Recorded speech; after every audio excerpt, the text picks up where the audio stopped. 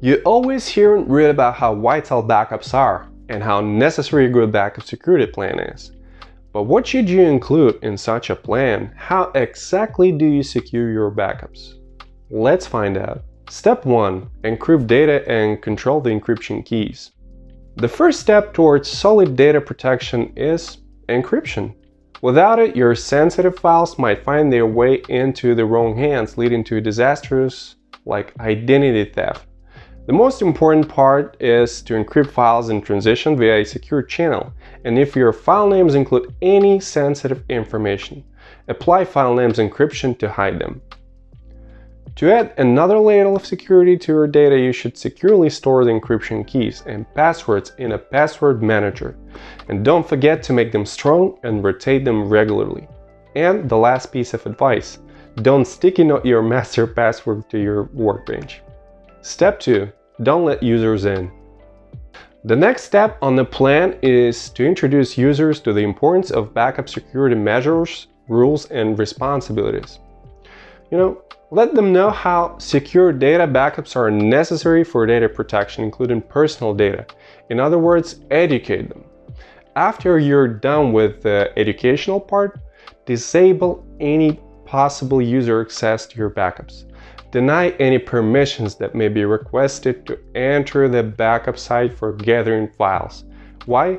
Because backup is not the same as file sharing. Remember, the more people have access to your backup data, the more likely it is that you will be compromised. So don't let users set up backup configuration themselves. And limit user access to the bare minimum. Step 3. Don't backup under administrator. In some cases, the software will lack the permissions to make backup copies of files and folders. The right solution involves creating a separate user and providing the user with the necessary permissions instead of giving rights to domain or local admins. In the event of theft of a user's credentials, a cyber criminal will have access to this account only instead of the whole network. To put it briefly, no human nor machine should have administrative rights. Step 4. Opt for a 3-2-1 backup strategy. Another item on the backup security measures list is implementation of the 3-2-1 backup rule. According to this process, you should make a minimum of 3 copies of your data, store backups on a minimum of 2 separate media, and keep one of the backups in an off-site location.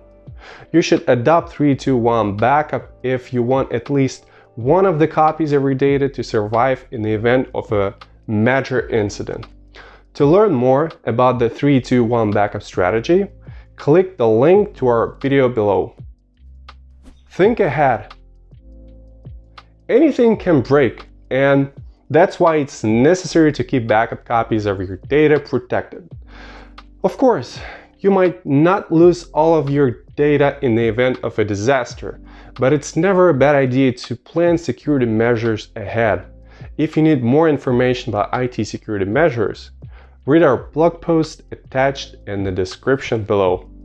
Have a great day, guys, and thanks for watching.